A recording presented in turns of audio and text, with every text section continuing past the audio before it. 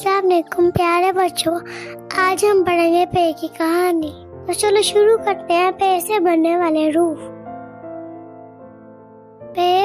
पापा।